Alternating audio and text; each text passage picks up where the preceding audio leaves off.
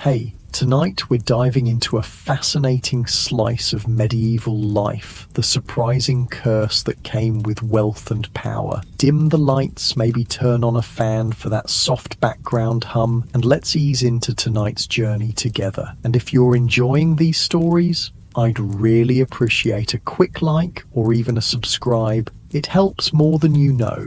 I'm always curious where you all are listening from, so drop a comment with your location and what time it is there.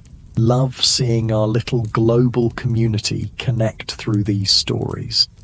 Congratulations, you've just woken up in the year 1398 in a grand stone manor house nestled in the English countryside. The morning sunlight filters through the narrow windows, casting long beams across your chamber. You stretch beneath heavy wool blankets on a feather-stuffed mattress, a luxury only the wealthy can afford. Most peasants sleep on straw pallets that harbour fleas and bedbugs, but you are Lord William Thornbrook, one of the richest nobles in the county. The good news is that you're wealthy beyond imagination compared to the common folk who work your lands. The bad news? Your big toe feels like someone is driving a red-hot poker through it, and the slightest movement sends waves of agony up your leg. You've got gout, what physicians call the disease of kings. Your day begins as it always does, with servants rushing to your bedside. Unlike the peasants who rise before dawn to milk cows and tend fields, you've slept well past sunrise. The head servant, Thomas, approaches with a silver basin of rose-scented water for washing your face and hands.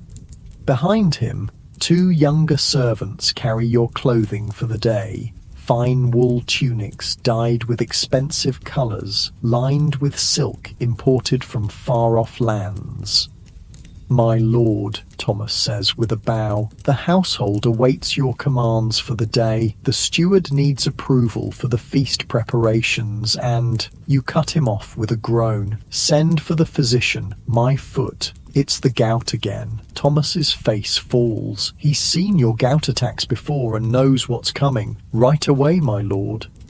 You try to sit up, and the movement sends a jolt of pain so intense through your foot that you gasp. The swelling has returned. Your big toe joint now resembles a ripe red plum, hot to the touch, and so tender that even the weight of a linen sheet feels like torture. This, you reflect bitterly, is the hidden cost of your privileged life. While peasants suffer from malnutrition and exposure, the nobility faces different torments. The peasants might envy your abundant food, your warm shelter, your fine clothing, but they don't see the price your body pays for such luxuries. The chamber door opens, and in shuffles Master Gilbert, your physician. Unlike the village healers who treat the common folk with herbs and folk remedies, Master Gilbert studied at the great medical school in Montpellier, France. His services cost more per visit than a peasant might earn in a month, but what good is wealth if not to purchase the finest care? "My lord," Master Gilbert says gravely, setting down his leather satchel of medical instruments. "The gout has returned, I see." You grimace. "Like a bad penny. What cursed thing have I eaten this time?" Master Gilbert strokes his grey beard, examining your swollen foot without touching it. The skin is stretched tight and shiny, with a deep red hue that speaks of the fire burning beneath. "As I've explained before, my lord, it's an imbalance of the humours. The phlegm, cold and moist, has settled in your joint where it becomes corrupt and causes pain. But the underlying cause—" He hesitates, knowing you won't like his answer. Yes, you interrupt impatiently. "My rich foods and wine, the same lecture every time, Gilbert." The physician nods, unperturbed by your irritation. "Indeed, my lord, your body produces too much uric humour from the rich meats, the sweet wines, the delicacies your table offers nightly. These corrupt humours crystallise in the cooler parts of your body, most often the feet, as they are furthest from the heart's warmth." What Master Gilbert doesn't say, but what you both know, is that your gout attacks have become more frequent. Last year, you suffered perhaps 3 bouts. This year, you've already endured 4, and it's only autumn. Each time, the pain lasts longer, and your recovery grows slower. Some nobles, you know, have become so crippled by repeated attacks that they can barely walk, their toes and fingers permanently deformed by the accumulation of what physicians call tophi, hard, chalky deposits under the skin. This is the cruel irony of your station. While peasants labour from dawn to dusk, strengthening their bodies with work and subsisting on simple fare, you enjoy a life of relative leisure and sumptuous food that slowly poisons your joints. Master Gilbert opens his satchel and removes several glass vials and packets of herbs. I've brought several remedies, my lord. First, a poultice of herbs to reduce the heat and swelling.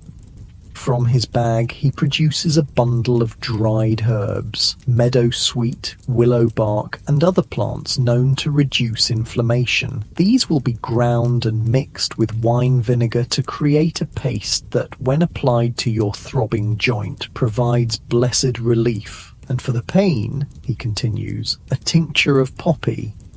This is the most precious medicine in his collection. Distilled from the seed pods of poppies grown in distant lands, it dulls even the most excruciating pain. But it comes with its own price. It clouds the mind, and used too frequently creates a craving that can consume a person.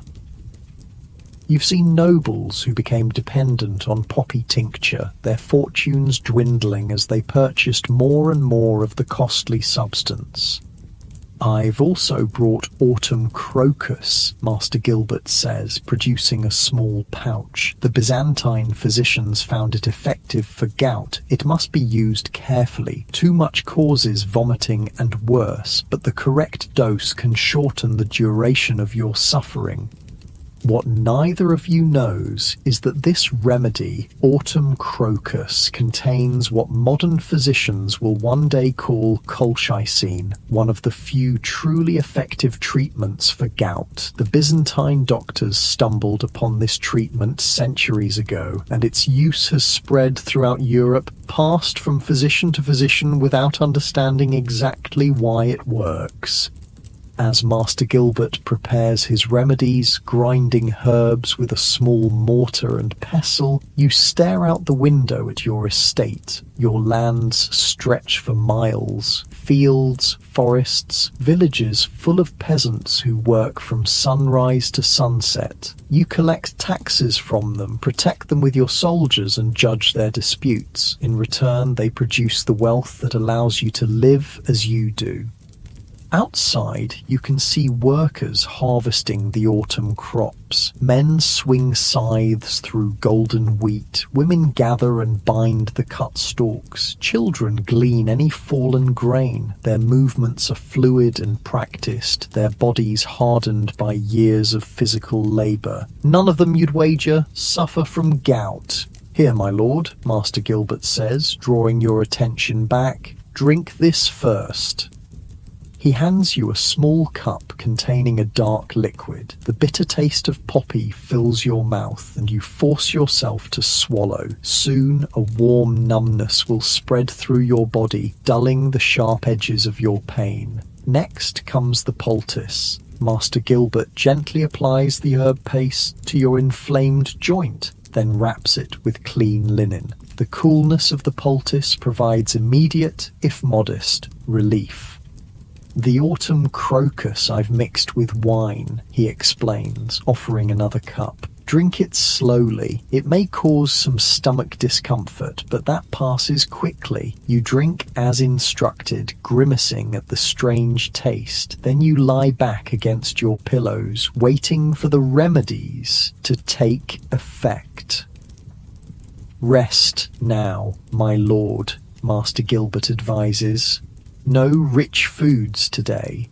Barley water, a little bread, perhaps some boiled chicken without the skin. I'll return this evening to check your progress. As he packs his supplies, you gesture to Thomas, who has been waiting quietly by the door. Pay Master Gilbert his fee. The physician bows and departs, leaving you alone with your thoughts and your pain. Through the window you can hear the rhythmic swish of scythes cutting wheat, the calls of workers to each other, a harvest song rising from the fields. Their lives are hard in ways you'll never experience. The constant worry about having enough food, the vulnerability to weather and disease, the relentless physical labor that wears down bodies before their time. Yet here you lie, in your fine bed, in your stone manor house, crippled by pain that is, ironically, a direct result of your privilege. This is the great equalizer. While rank and wealth can shield you from many hardships, your human body remains vulnerable, subject to its own particular sufferings. Killer. The poppy tincture begins to take effect, wrapping your thoughts in cotton and dulling the sharp edges of your pain. As you drift towards sleep, you wonder, is your gout truly the worst thing about being rich in medieval times, or is it merely the physical manifestation of a deeper truth? The excess, even when it appears enviable, carries its own punishments.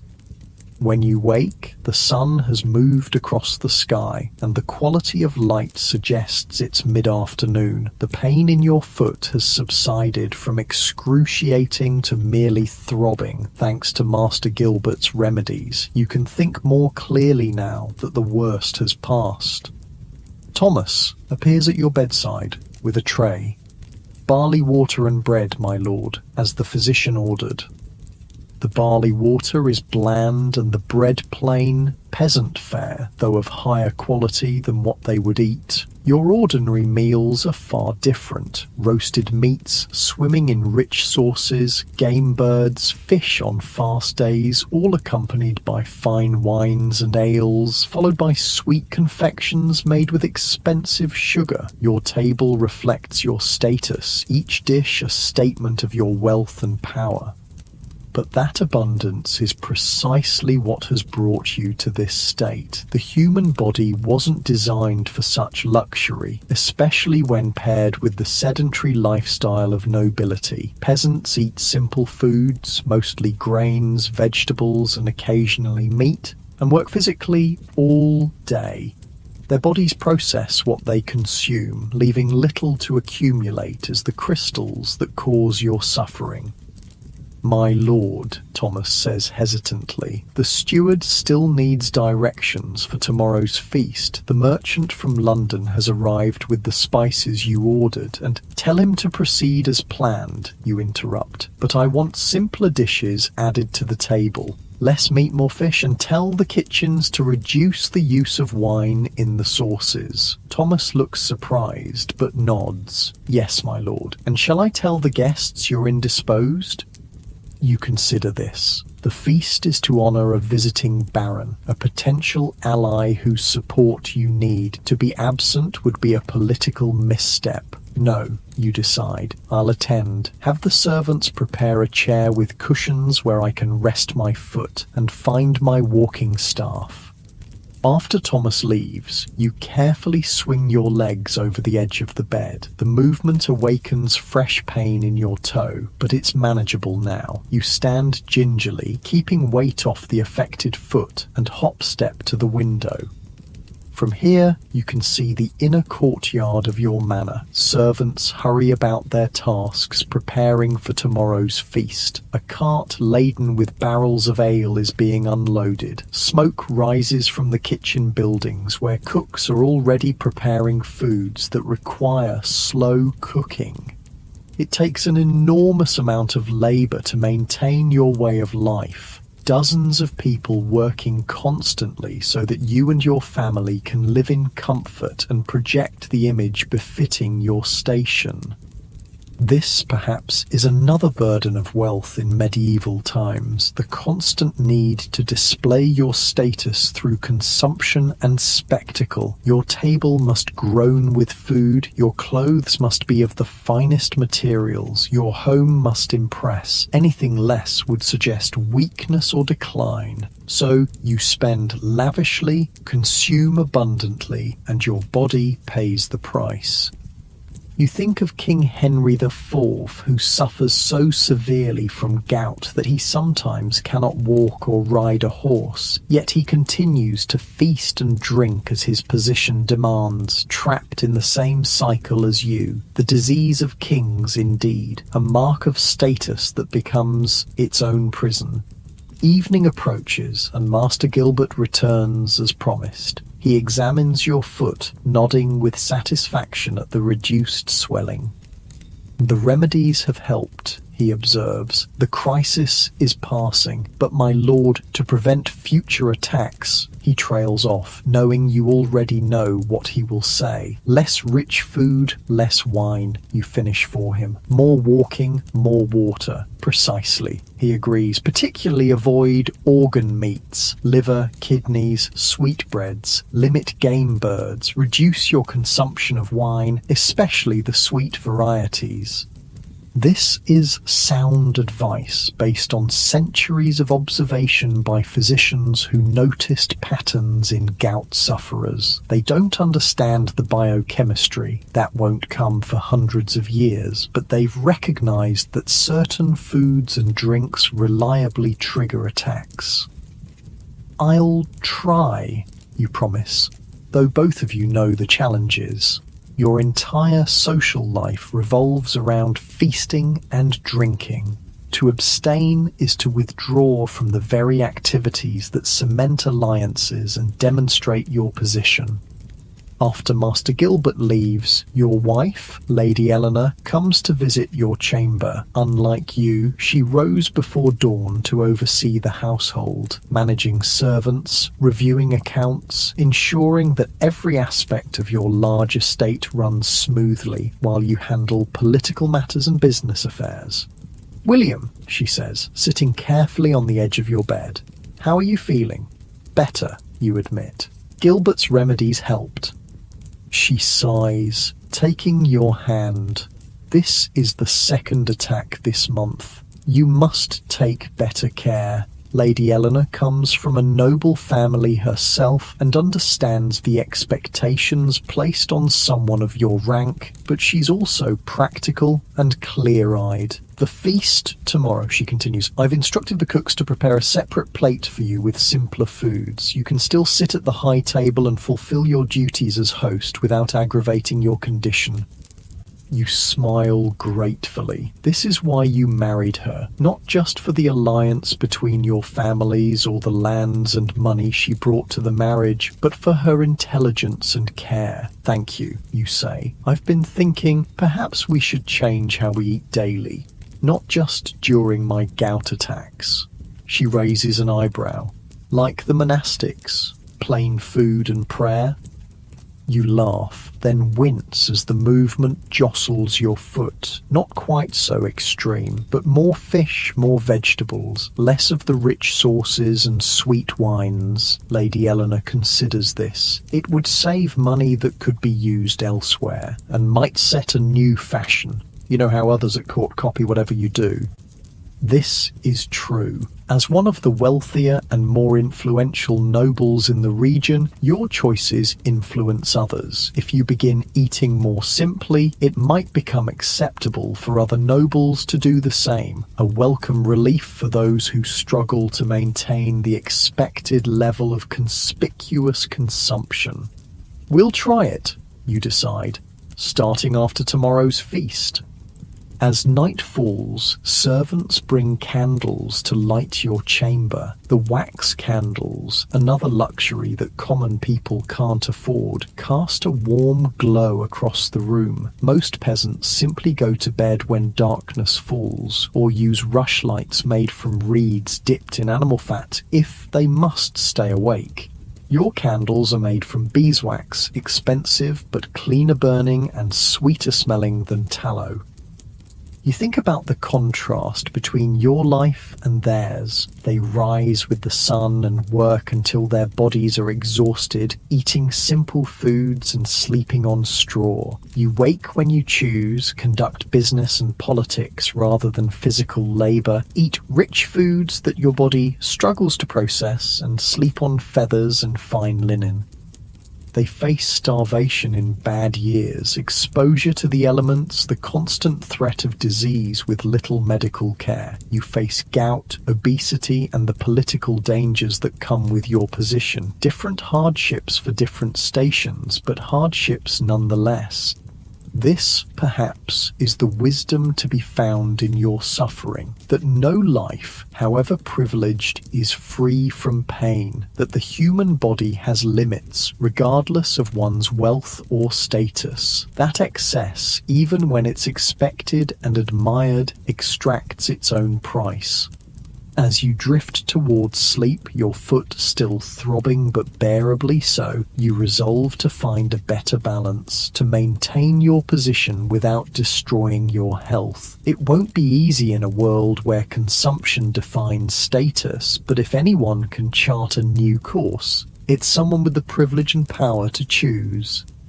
Tomorrow will bring the feast with all its temptations and obligations, but perhaps the day after will bring the beginning of a wiser path, one where you enjoy the benefits of your station without falling victim to its excesses. The worst thing about being rich in medieval times isn't just the gout, it's the golden cage of expectations that keeps you consuming things that harm you. But even golden cages have doors if one has the courage to find them and step through.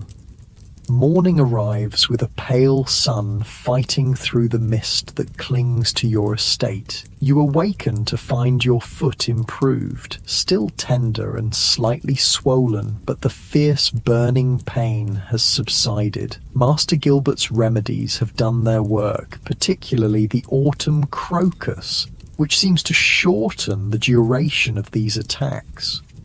Today is the feast, and despite your condition, you must fulfill your duties as host. Your status demands it. Reputation in medieval society is everything, more valuable than gold, more enduring than stone castles. One hint of weakness, one public failure, and whispers spread through the nobility like wildfire. Those whispers can undermine alliances, affect marriage prospects for your children, even reach the king's ear.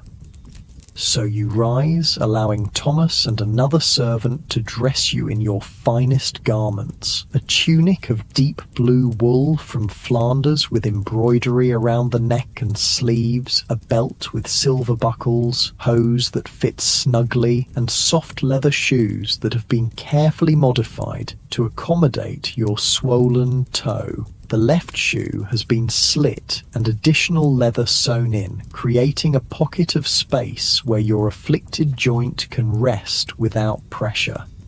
"My walking staff," you remind Thomas, who hurries to fetch the polished oak stick topped with a silver knob. It's ostensibly decorative. Many nobles carry such staffs as symbols of authority, but today it will serve a practical purpose, bearing weight that your painful foot cannot.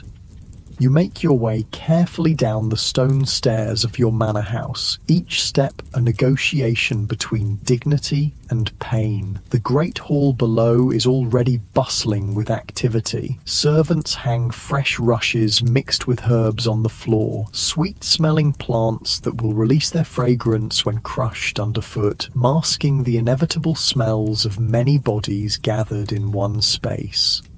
Trestle tables are being set up in rows, with the high table on a raised platform at one end where you and your most honoured guests will sit.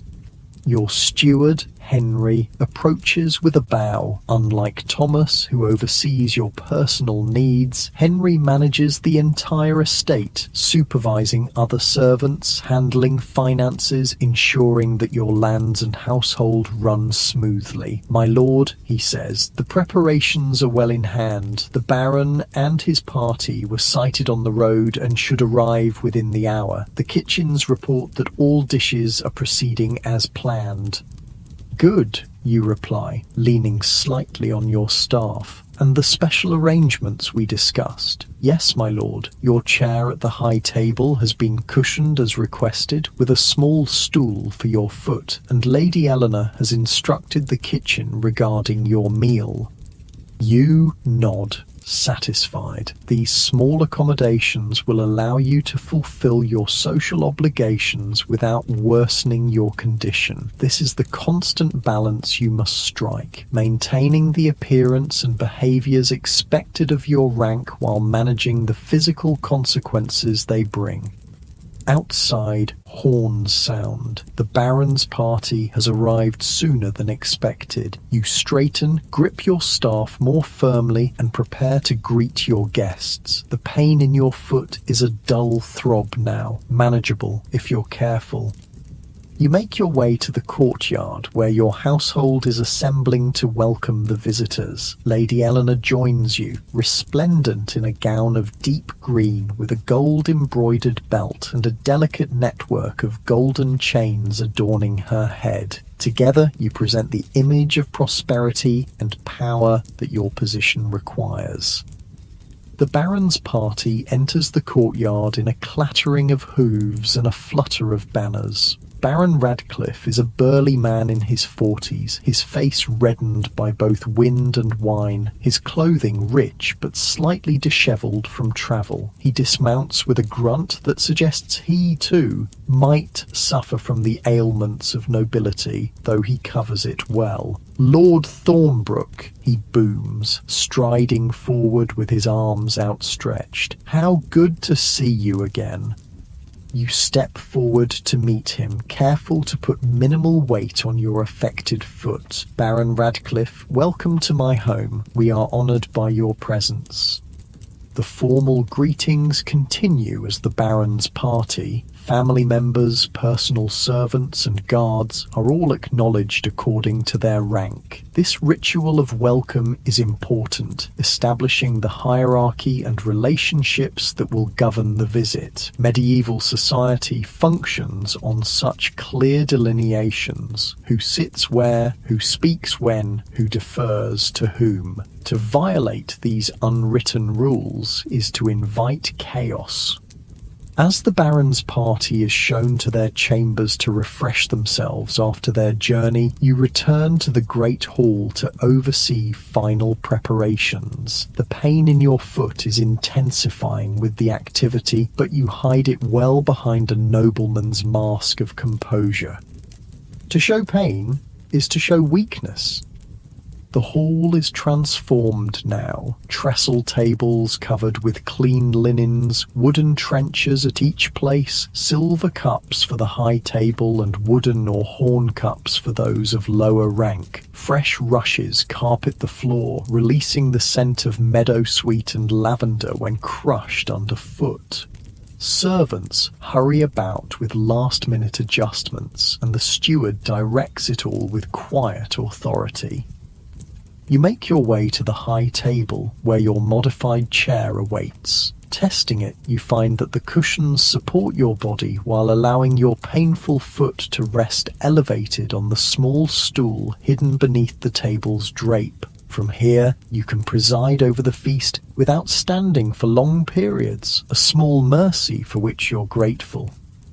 The kitchens send word that the first courses are ready, and you dispatch servants to inform the Baron and other guests that the feast will begin shortly. As you wait, Lady Eleanor joins you at the high table, leaning close to speak privately. You're in pain, she observes, her voice too low for others to hear. Manageable, you assure her, though in truth the throbbing has intensified to a steady burn. She gives you a knowing look. Master Gilbert left this for you. From a small pouch at her belt, she produces a vial of poppy tincture, just enough to dull the edge, not enough to cloud your mind. You accept it gratefully, taking a small sip when no one is looking. The bitter taste is followed by that familiar warming sensation that signals relief is coming. Not complete relief, you'll still feel the pain, but it will be muffled, pushed to the background so you can focus on your duties as host. The guests begin to arrive in the hall, taking their places according to rank. The Baron and his immediate family join you at the high table, while their attendants and your household knights and officials sit at the tables below. The lower servants will eat later after the feast is concluded, making do with the leftovers and simpler fare prepared specifically for them. The meal begins with a ceremonial washing of hands. Servants move among the tables with basins of rose-scented water and clean towels. This ritual of cleanliness is practical. Most food will be eaten with the fingers, but also symbolic, marking the transition into the formal meal. The first course arrives, borne by a procession of servants. For most guests, there are rich meat pastries, roasted fowl, and a soup of herbs and barley. At your place, as arranged with the kitchen, the offerings are simpler: boiled chicken without the fatty skin, bread, and a small portion of fish cooked with herbs. It's still luxurious compared to peasant fare, but far less likely to aggravate your gout than the dishes served to others. Baron Radcliffe, seated to your right, notices the difference. "Not partaking of the full feast, Lord Thornbrook?" he asks, tearing into a meat pastry with gusto. You smile diplomatically. "A temporary measure. My physician advises caution with certain foods." The Baron grunts in understanding. The cursed gout, is it? The disease of kings and nobles." He lifts his wine cup in a half salute. "I've had a touch of it myself in recent years. Damnable thing." "Indeed," you agree, relieved at his understanding. "The price we pay for our position, it seems." The Baron laughs, a booming sound that turns heads at nearby tables. "Well said. The peasants don't suffer it, do they? Too busy breaking their backs in the fields to develop our refined ailments?" There's truth in his jest. Gout is rarely seen among the working classes. Their diet of simple grains, vegetables, and occasional meat provides little opportunity for uric acid to accumulate. Their constant physical labor keeps their bodies processing efficiently. It's only when you combine rich foods, particularly organ meats, game birds, and certain fish, with wine and a more sedentary lifestyle that gout flourishes. As the feast progresses, you observe the differences in consumption around you. The Baron eats and drinks prodigiously, as do many of the knights and officials at the lower tables. It's a point of pride for a nobleman to demonstrate his prosperity through abundant consumption. Yet you notice that some of the older men, particularly those who occasionally wince when shifting position, eat more moderately and water their wine. They too have learned the painful lessons that gout teaches. Between courses, minstrels perform, singing ballads of chivalry and courtly love, playing lutes and small harps. This entertainment allows diners to rest between bouts of eating and provides a cultured atmosphere befitting a noble household. It also gives you an opportunity to converse with your guests, building the relationships that are the true purpose of such gatherings. "I understand the king has imposed a new tax on wool exports," you say to Baron Radcliffe, steering the conversation toward matters of mutual interest. "Your estates, like his, produce significant wool for export to Flanders, where it's woven into the fine cloth that clothed Europe's nobility." The Baron scowls. "Indeed, and at the worst possible time. The merchants from Bruges are already complaining about the quality of last year's clip. Add this tax and they'll look to Spain instead. This launches a discussion of trade, taxes, and royal policy that continues through the next course. Other nobles at the high table join in, sharing information and opinions. This is how the medieval nobility conducts business, through conversations at feasts and gatherings, building networks of shared interest and mutual support. As the main courses are cleared away and the sweeter dishes appear, fruits preserved in honey, custards and small cakes flavoured with expensive spices from the east, your foot reminds you of its grievance. Despite the cushioned chair and elevated position, despite the poppy tincture and careful food choices, the pain has been steadily increasing throughout the meal. Lady Eleanor notices your discomfort and subtly signals to the steward. He approaches and bends to hear her quiet instruction, then nods and withdraws. Moments later, the minstrels begin a particularly engaging performance, a comic tale of a knight's misadventures that has the entire hall laughing. Under cover of this distraction, you shift in your seat, trying to find a position that offers relief. "Perhaps some air, my lord," Lady Eleanor suggests quietly. "The tale will keep their attention for some time." You nod gratefully. Using your staff and accepting her discreet support, you rise and make your way slowly to a side door that leads to a small garden attached to the great hall. The cool evening air is a relief after the warmth and noise inside. "You should return," you tell Eleanor once you're seated on a stone bench. "Our guests will notice if we're both absent." "In a moment," she says, arranging her skirts as she sits beside you. "First, tell me truly, how bad is the pain?" You sigh, dropping the mask of noble composure you've maintained throughout the feast. "Worsening, the movement, the heat of the hall." You gesture helplessly. "Even with all our precautions, it's flaring again." She takes your hand, her face concerned in the fading light.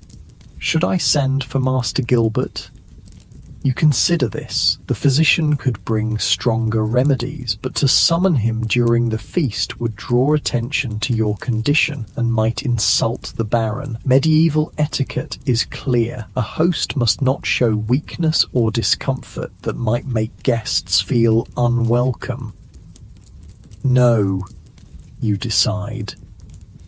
"I can manage until the feast ends.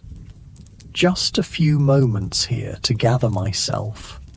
Lady Eleanor nods, understanding both your pain and the social constraints that force you to endure it in silence. This is another burden of nobility, the requirement to maintain appearances regardless of personal cost.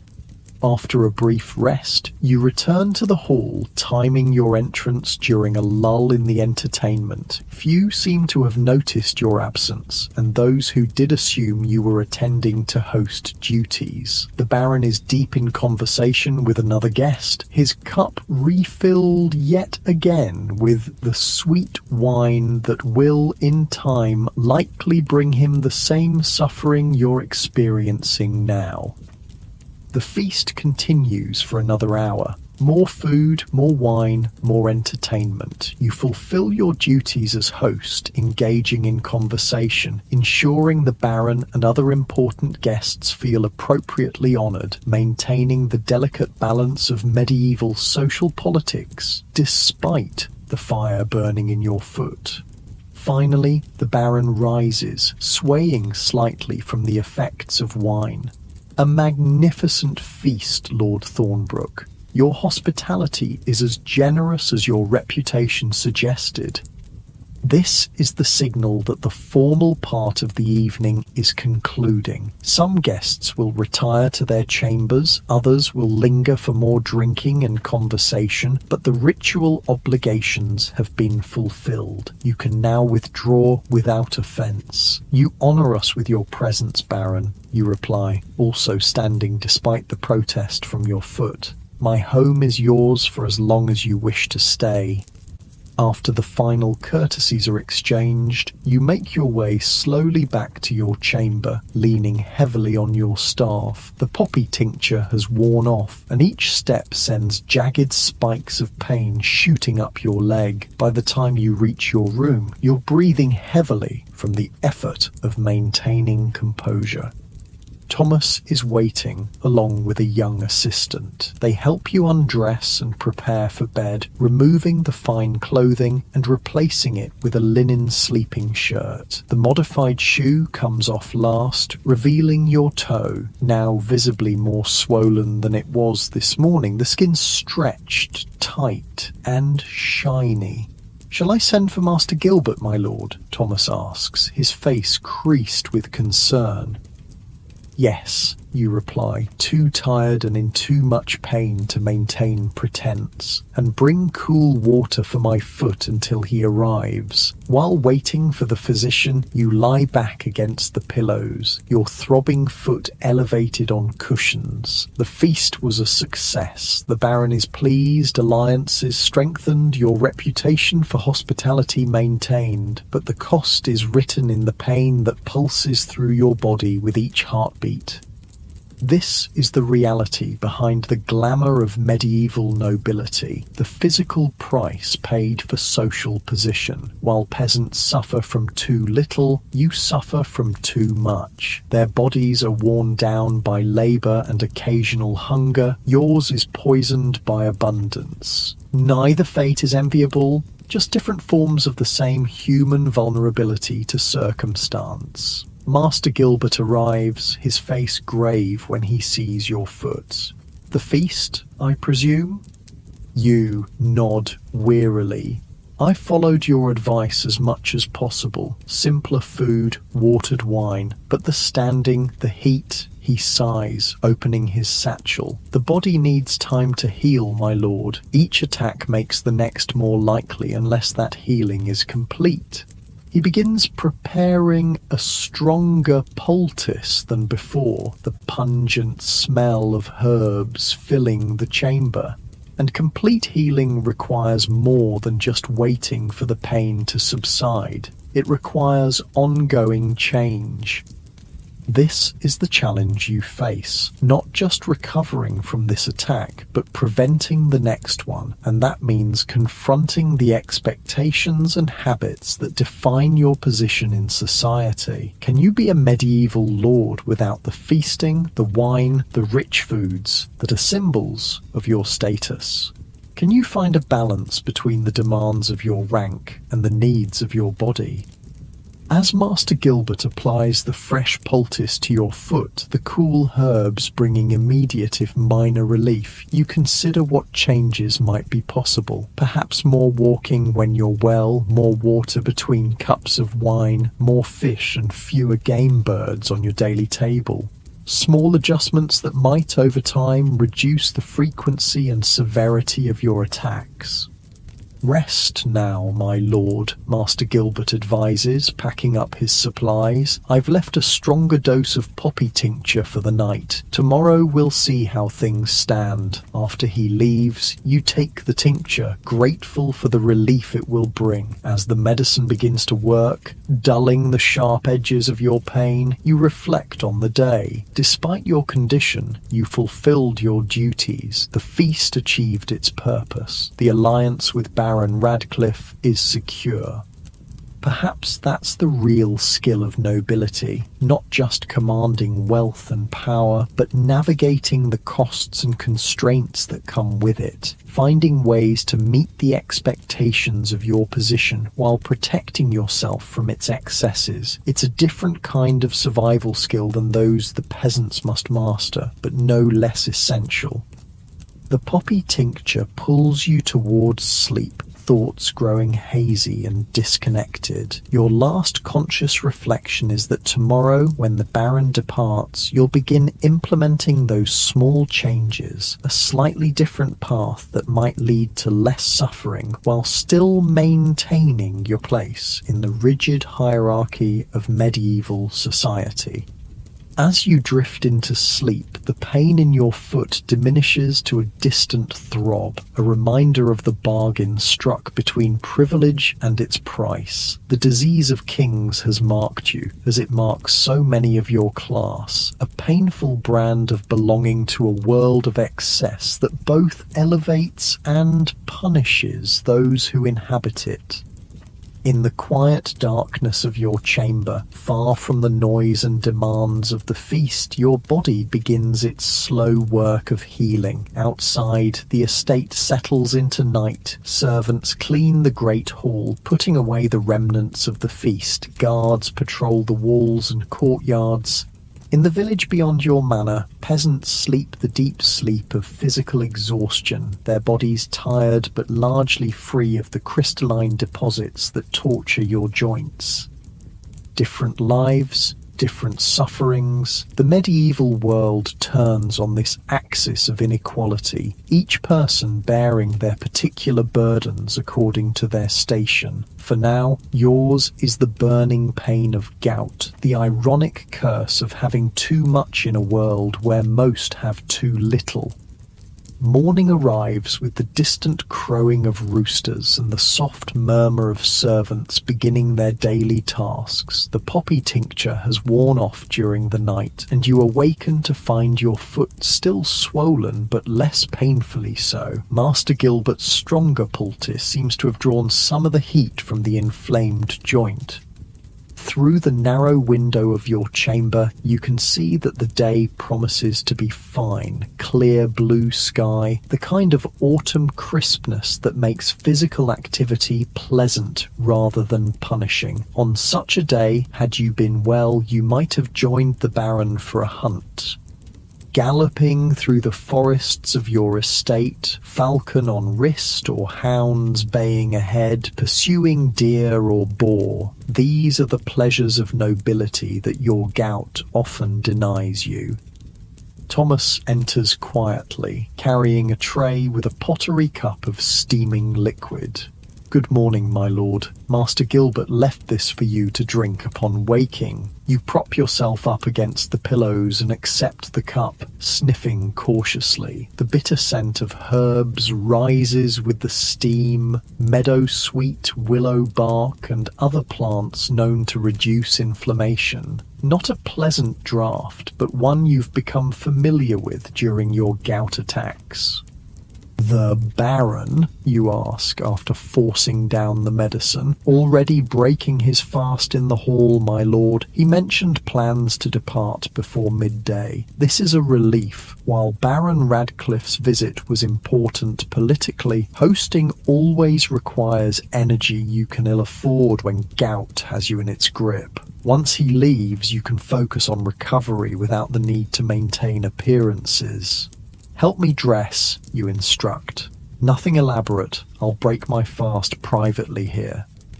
Thomas selects simple clothing, a tunic of undyed wool, loose-fitting hose that won't constrain your swollen foot, and the modified shoe that accommodates your inflamed toe. Even with these accommodations, dressing is a careful negotiation with pain. Each movement that jostles your foot sends sharp reminders of your condition.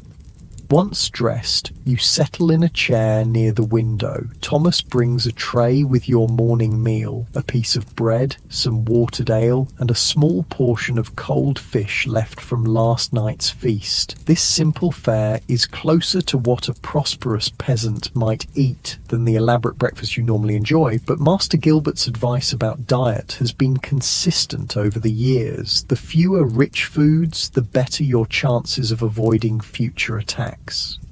As you eat, you hear the commotion of the Baron's departure in the courtyard below. Horses being brought around, servants loading baggage, the Baron's booming voice giving instructions to his retinue. You should be there to bid him farewell formally, but both he and you understand that your absence will be attributed to your condition. In medieval society, gout provides a socially acceptable excuse for certain breaches of etiquette. It is, after all, recognized as an ailment of the nobility, almost a mark of status in itself. Lady Eleanor will handle the farewells, performing the role of chatelaine with the grace and authority that has made her as essential to your position as your own political acumen. The partnership between Lord and Lady is vital in medieval governance. While you manage external relations and official duties, she ensures that the household and estate functions smoothly, that guests are properly hosted, that your shared reputation for hospitality enhances your political standing. From your window, you watch the Baron's party assemble and depart, a colourful procession of horses, riders and pack animals that winds down the road toward the village that forms part of your estate. The peasants will pause in their work as the nobles pass, bowing or curtsying as required, perhaps hoping for coins tossed by a generous lord in a good mood. Such interactions between ranks are highly ritualized, the deference of the lower classes balanced by the noblesse oblige of the aristocracy. Once the Baron's party disappears from view, you allow yourself to relax slightly. The visit has achieved its purpose, strengthening your alliance with a powerful neighbour, exchanging valuable information about trade and royal politics, cementing your status within the regional nobility. These social connections are the invisible scaffolding that supports your position in the medieval hierarchy. Lady Eleanor joins you in your chamber, her face slightly flushed from the exertion of managing the Baron's departure. She sits across from you, arranging her skirts with the unconscious grace of a woman who has lived her entire life under the scrutiny that nobility brings. The Baron sends his regards and hopes for your swift recovery, she reports. He also mentioned that he suffers from similar attacks, though he tries to hide it. You nod, unsurprised. I noticed him favouring his right foot during the feast, too proud to acknowledge it openly. Of course, she agrees with a small smile. He did say something interesting, though. Apparently, he's been consulting with a Jewish physician from York who recommends cherries as a remedy for gout, claims they've reduced the frequency of his attacks. This catches your interest. Medieval medicine is a complex tapestry of traditions. The Galenic system of humours taught in European universities, herbal knowledge passed down through monastic infirmaries, folk remedies preserved by village healers, and knowledge from Islamic and Jewish physicians who often possess medical learning beyond what Christian Europe has preserved. Jewish doctors, in particular, are sought after by those who can afford their services, despite the general prejudice against Jews in medieval society. Cherries, you muse. I've not heard Master Gilbert mention those. They're difficult to obtain out of season, Eleanor points out, but we could preserve them next summer if you wish to try the remedy. You make a mental note to discuss this with Master Gilbert. While the physician might be skeptical of advice from outside the Galenic tradition he was taught, he's practical enough to consider any remedy that might help his patients. The conversation turns to household matters, accounts that need reviewing, a dispute between two tenants that requires your judgment, plans for the winter months ahead. This is the daily business of lordship, the administrative foundation upon which your noble status rests. Unlike the kings and highest nobility who can delegate most such tasks, The gentry and lesser nobility like yourself must remain actively involved in managing their estates. As midday approaches, the pain in your foot has subsided enough that you decide to venture downstairs. Using your staff for support, you make your way carefully to the small chamber off the great hall that serves as your office. Here, seated at a substantial oak table, you receive your steward's report on estate matters. "The harvest is complete, my lord," Henry informs you, consulting a tally stick notched with records of grain collected. "Better than last year, though not as abundant as we hoped. The mill has begun grinding, and the bakehouse reports the quality of flour is good." This is welcome news. The grain harvest determines not only your income for the year, as peasants pay part of their rent in crops, but also the general prosperity of your estate. A poor harvest means hunger for the peasants and reduced revenues for you. A good one means relative plenty for all and the ability to sell surplus grain for profit. "And the wool clip?" you ask, referring to the shearing of sheep that provides another major source of income. "Sent to market last week, my lord. Prices are down slightly due to the new tax, but still profitable. You discuss other matters, repairs needed to tenants' cottages before winter, timber to be cut from your woodlands, preparations for the Christmas season that will bring its own round of feasting and obligations. Throughout, your foot throbs steadily, a constant reminder of your physical vulnerability despite your social power. After the steward departs, Master Gilbert arrives for his daily examination of your condition. He unwraps the poultice from your foot, his touch professional but gentle as he assesses the swelling and discoloration. "Improving," he pronounces, "though not as quickly as I would like. The feast was a setback, as I feared." You mention the Baron's Jewish physician and his recommendation of cherries. Master Gilbert's expression remains neutral, but you detect a slight stiffening in his manner. Medieval physicians guard their professional authority carefully, and suggestions of alternative treatments can be seen as challenges to their expertise. "Cherries are cooling in nature," he says after a moment, "which might indeed help balance the hot humours that contribute to gout. When available, they could be a useful addition to your diet." This is a diplomatic response, acknowledging the potential value of the suggestion while maintaining his position as your primary medical authority. As Master Gilbert prepares a fresh poultice, you broach the subject that has been on your mind since awakening. "I've been considering changes to my daily regimen," you tell him, "not just during attacks, but as a regular practice." The physician looks up, his interest clearly piqued. "What sort of changes, my lord?" "Or simpler food daily, not just when I'm suffering. More fish, fewer game birds and organ meats, less wine, more water." You pause, then add, "and more physical activity when I'm well, walking the estate rather than always riding, perhaps." Master Gilbert's face shows cautious approval.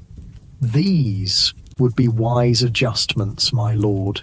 The body thrives on moderation, as Hippocrates teaches us.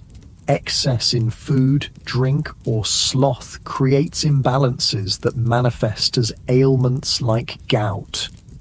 This reference to Hippocrates is typical of university-trained medieval physicians who base their practice on ancient Greek medical texts transmitted through Arab scholars and Latin translations. The theory of the four humours, blood, phlegm, black bile, and yellow bile, forms the foundation of their understanding, with health representing a balance among these substances and disease resulting from imbalance. The challenge, you admit, is maintaining such moderation when one's position demands otherwise. Feasts like yesterday's cannot be avoided entirely. True, the physician acknowledges, applying the fresh poultice to your foot, but they might be occasions rather than habits. And even during such events, careful choices can mitigate the harm.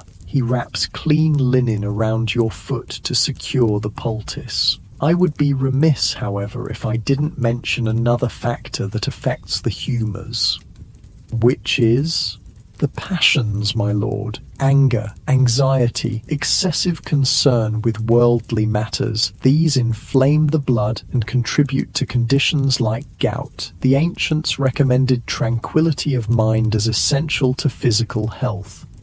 This advice reflects the medieval understanding that mental and physical well-being are intimately connected, that emotions affect bodily health directly through their influence on the humours. It's an early recognition of what modern medicine will one day call psychosomatic effects.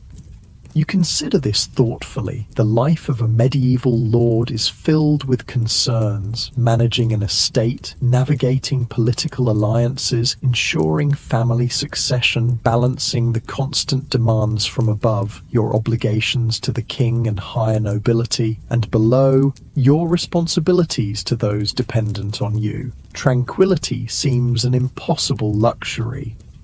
Yet perhaps there are ways to create islands of calm within these responsibilities. Time for contemplation in the small chapel attached to your manor, walks through your gardens when weather permits, reading from the few precious books in your possession, primarily religious texts, but also practical manuals on estate management and a collection of ancient Roman writings that you particularly treasure.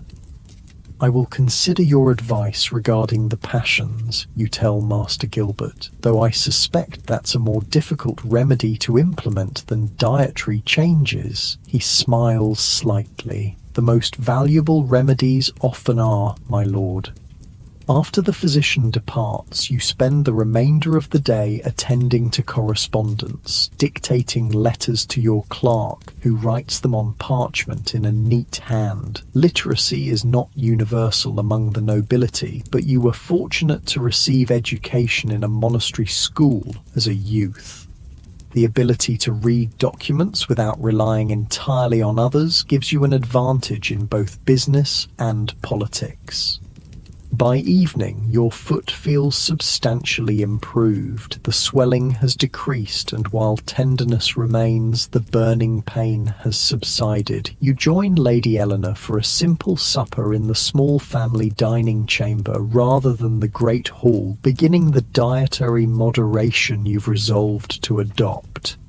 The meal consists of fresh bread, a pottage of vegetables, a small portion of fish, and watered wine. It's satisfying without being excessive, nourishing without triggering the digestive processes that can lead to uric acid accumulation. Lady Eleanor has instructed the cook accordingly and plans to maintain this simpler fare as your regular diet, reserving richer foods for special occasions and important guests.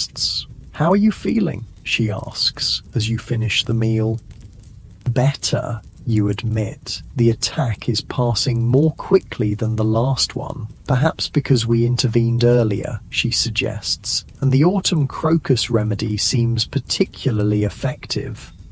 You nod agreement. The Byzantine physicians who first documented the use of autumn crocus for gout stumbled upon what modern medicine will eventually recognize as a targeted treatment. The colchicine contained in the plant specifically reduces the inflammation caused by uric acid crystals, making it one of the few truly effective treatments available in the medieval pharmacopoeia. After supper, you retire to the solar, a private family room in the upper part of the house, warmer and more comfortable than the great hall below. Here, away from the formal obligations of lordship, you can relax with family and closest household members. Your two youngest children join you, a daughter of 12 and a son of 9. The older children are already placed in other households as part of their education and preparation for adult roles. This fostering arrangement is common among the nobility, allowing children to build connections with other families while learning the skills appropriate to their station. The children are eager to hear about the Baron's visit and the feast, which they observed only briefly before being sent to their chambers.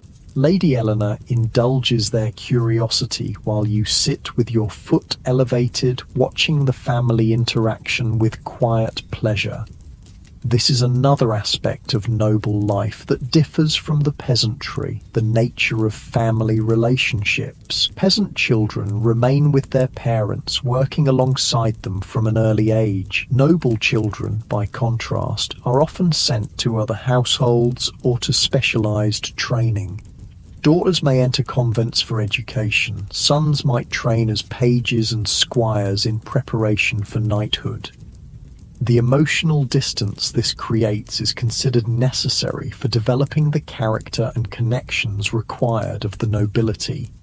As darkness falls, servants bring candles and stoke the small fireplace in the solar. The warm glow creates a cozy atmosphere as Lady Eleanor supervises the children's evening prayers before they're escorted to their chambers by their nurse. "You should rest," she tells you once they've gone. "Tomorrow you have tenants' disputes to judge, and that requires a clear head." You know she's right. As lord of the manor, you serve as judge in the manorial court, settling disputes among your tenants according to local custom and your sense of justice. This judicial role is a fundamental aspect of lordship, one that directly affects the lives of those under your protection and authority.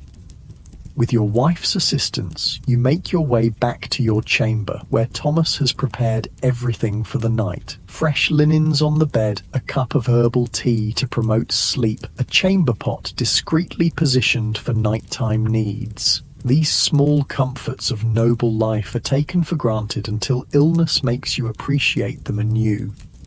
As you settle into bed, you reflect on the day. The Baron's visit has strengthened an important alliance. Your estate's harvest is secure, your gout is improving, and you've resolved to make changes that might prevent future attacks. All in all, a successful navigation of the challenges that come with your position.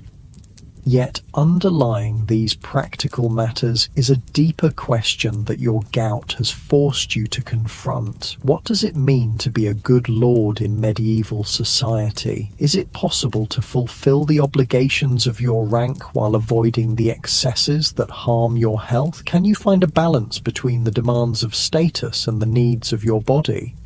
These are not questions that your peasants must ask themselves. Their challenges are more immediate: securing enough food, keeping shelter sound, surviving the next winter or bout of disease. But perhaps there's wisdom to be found in their simpler approach to life. Eat what nourishes, work with purpose, rest when the body requires it.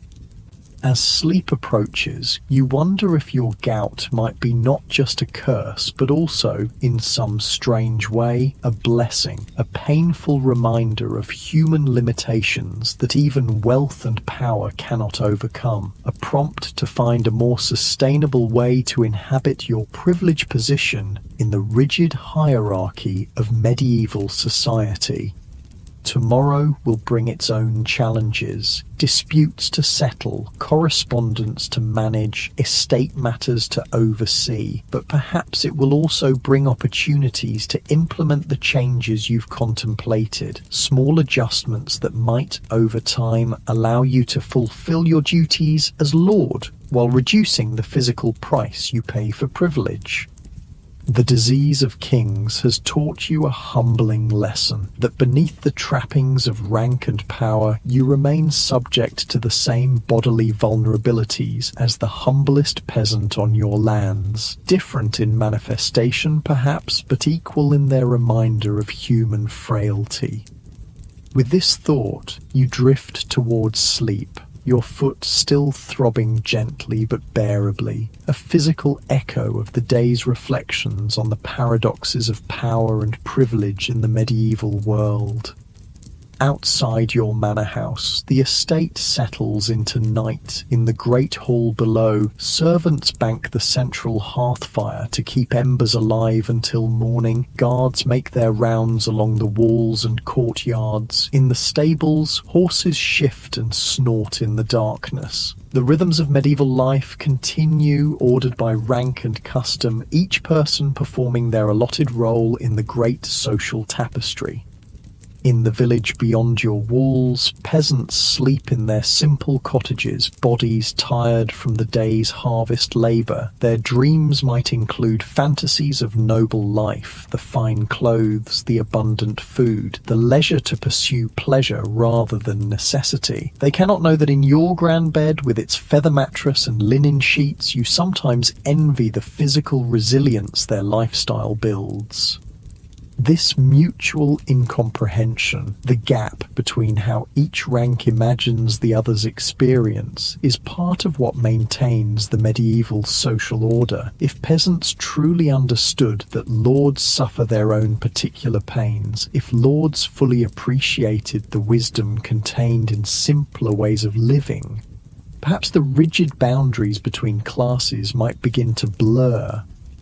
But such awareness is rare in your time. For most, the hierarchical world is simply the natural order ordained by God and maintained by tradition. The lord in his manor, the peasant in his cottage, the priest in his church, the merchant in his shop. Each has a place, with duties and privileges appropriate to that station.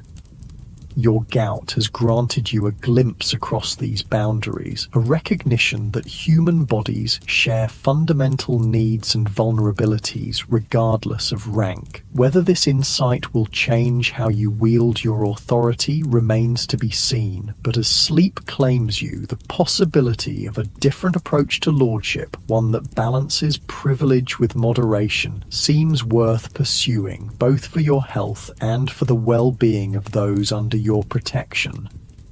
The medieval world turns on its axis of inequality, each person bearing their particular burdens according to their station. For tonight, at least, yours has eased enough to allow rest, a temporary reprieve in the ongoing negotiation between your social position and your physical nature. Tomorrow will bring its own challenges, but also opportunities to apply the wisdom that suffering has taught you, if you have the courage to heed its lessons. Morning light seeps through the narrow window of your chamber, painting a pale rectangle across the rushes on the floor. You awaken to find your foot greatly improved, still tender when you flex your toe, but the angry swelling has subsided. Master Gilbert's remedies, particularly the autumn crocus, have done their work well this time. Thomas enters quietly, carrying a basin of warm water and fresh linens. "Good morning, my lord. How do you fare today?" "Better," you reply, carefully sitting up and placing your feet on the floor. The twinge in your toe is minimal, a vast improvement over the searing pain of 2 days ago. "I think I'll join the household for morning prayers."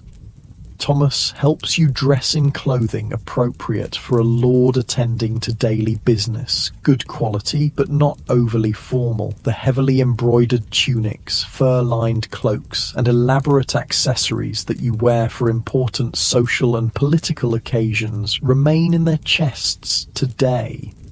Such finery is not just decoration, but a form of communication in medieval society, instantly signaling your rank and prosperity to all who see you. With your walking staff in hand, still useful for support though less necessary than before, you make your way to the small chapel attached to your manor house. Here, your family, household officers, and personal servants gather each morning for prayers led by your household chaplain, a priest whose services you retain not just for religious duties, but also for assistance with correspondence and record-keeping, as literacy is largely confined to the clergy. Lady Eleanor gives you a questioning look as you enter, silently asking about your condition. You nod slightly to indicate improvement. Your children, present for morning prayers before beginning their daily lessons with another household cleric, appear relieved to see you mobile again. Even at their young ages, they understand the importance of a lord's physical presence and the disruption that illness causes to the order of the household. After prayers, you join the family for a simple breakfast: bread, honey, watered ale, and a small portion of cheese. This meal, like supper the previous evening, reflects your new resolution to moderate your diet. The kitchen staff, under Lady Eleanor's instruction, has adjusted their preparations accordingly. For a household accustomed to demonstrating its lord's status through abundant and rich food, this shift represents a significant change in thinking. With breakfast concluded, you proceed to the day's most important duty, presiding over the manorial court. This judicial function is fundamental to your role as lord, directly affecting the lives and livelihoods of your tenants. In the medieval legal system, such local courts handle most disputes and minor offences, with only serious crimes reserved for royal justice. The court is held in the Great Hall, which has been arranged for the purpose. You sit in your lordly chair on the dais, with your steward beside you to advise on matters of custom and precedent. The bailiff, who oversees the daily operation of your agricultural lands, stands ready to provide information about specific fields or tenants. A clerk sits at a small table, prepared to record judgments in the court rolls that form the legal memory of your estate.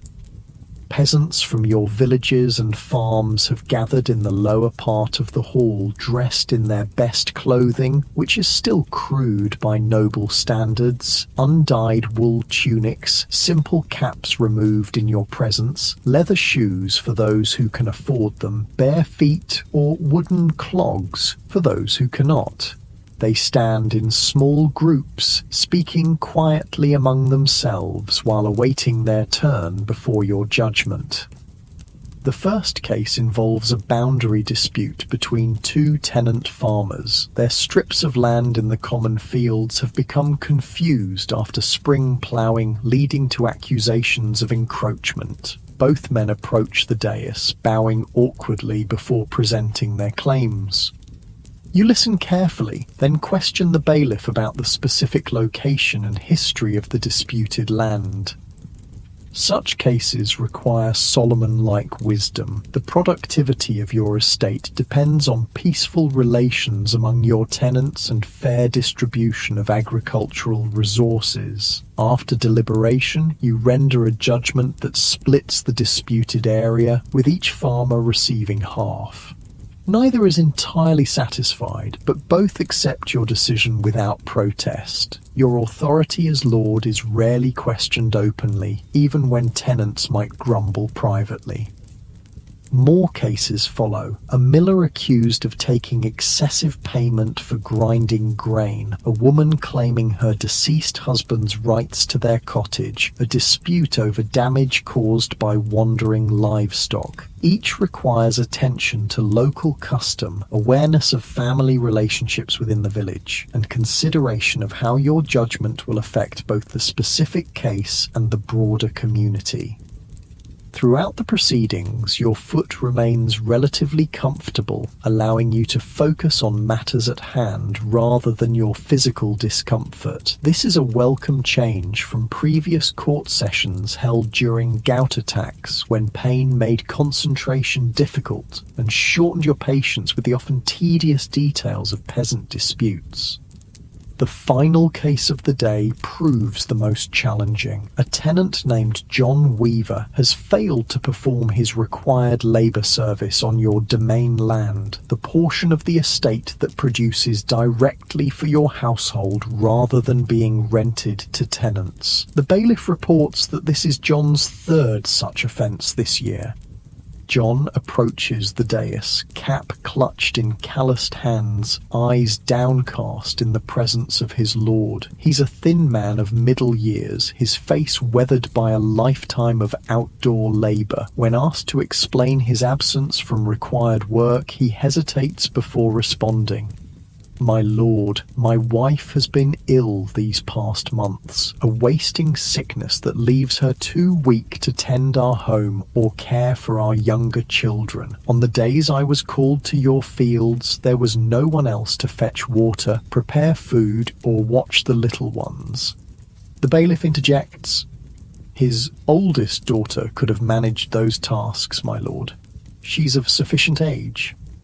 John shakes his head. She was already working as a day labourer for the miller's wife, earning coin we sorely need for medicines. I could not call her home without losing that income. This presents a dilemma. Labour service is a fundamental obligation of tenancy in your feudal system.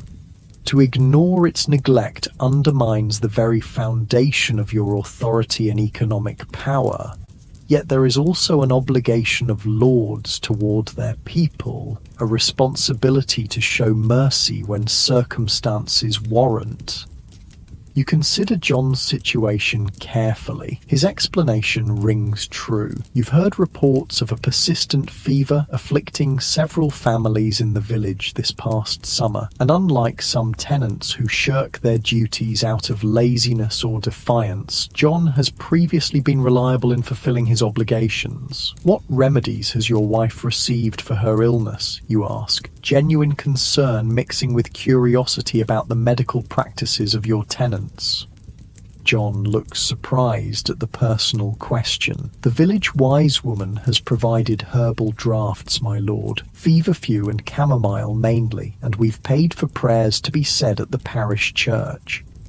This combination of herbal medicine and spiritual intervention is typical of peasant healthcare. Unlike you, they cannot afford physicians trained in Galenic theories of humours and sophisticated treatments. Their medicine is largely practical, based on traditional knowledge of local plants and their properties, supplemented by religious practices believed to invoke divine healing.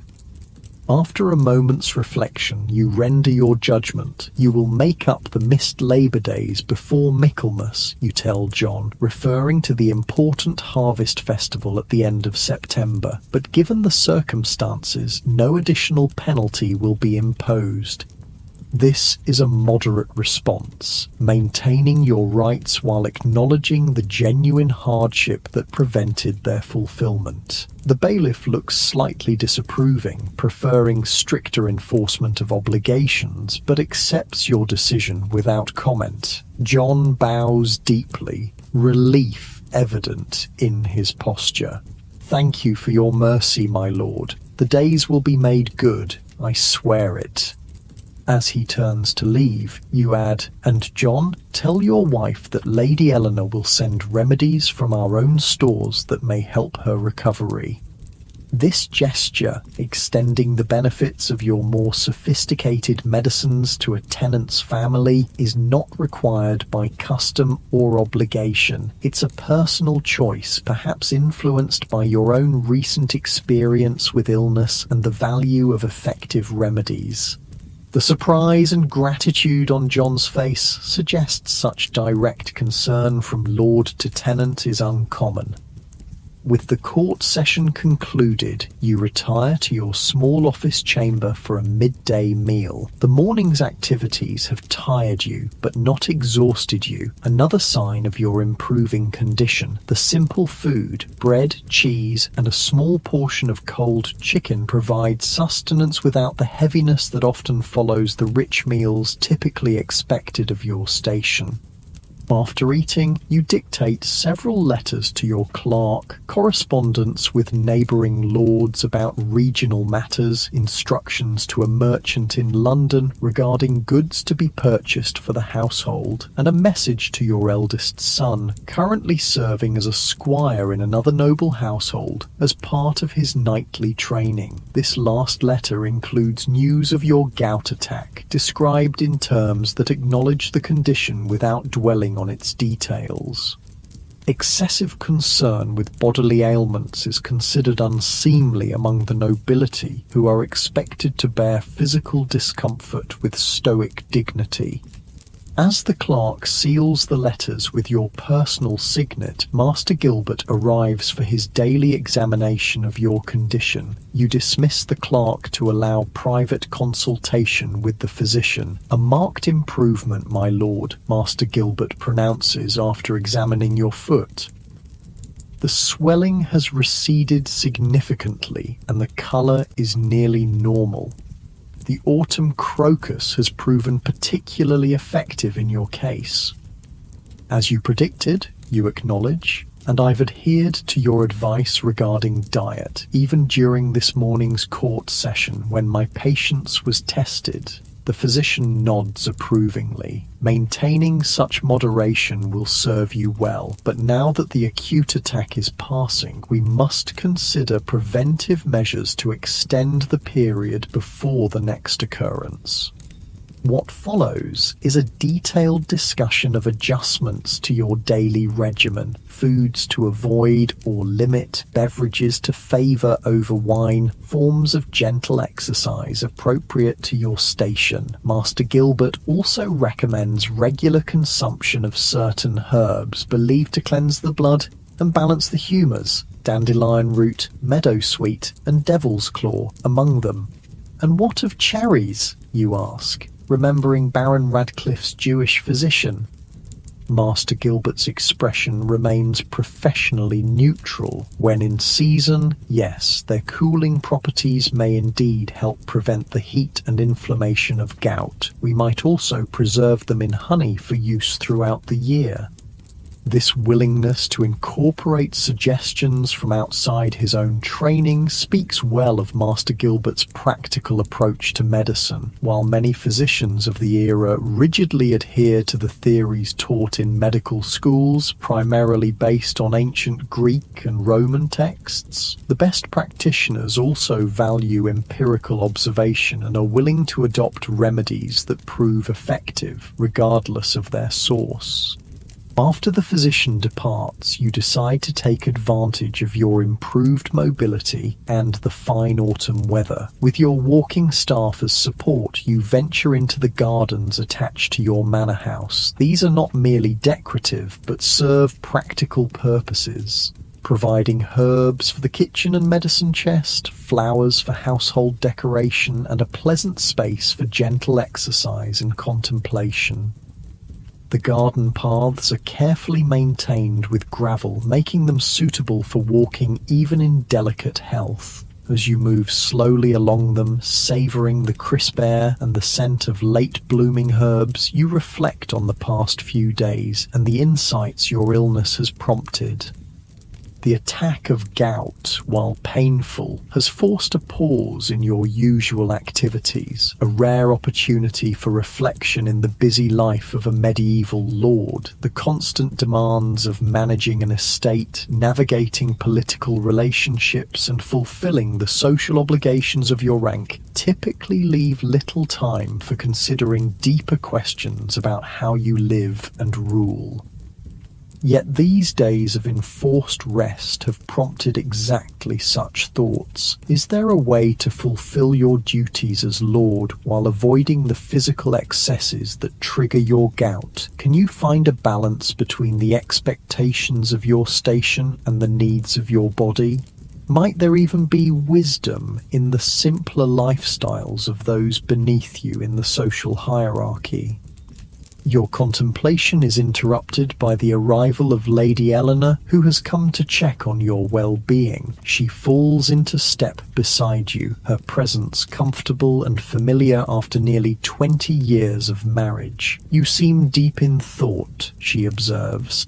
"I've been considering changes," you reply, "not just in diet and physical habits, but in how we conduct our household generally. The constant feasting, the emphasis on displaying our status through consumption, it takes a toll not just on my health, but on our resources as well." She nods, thoughtfully. "I've had similar reflections. The waste from our table alone could feed several tenant families, and the cost of spices and imported luxuries has increased substantially in recent years."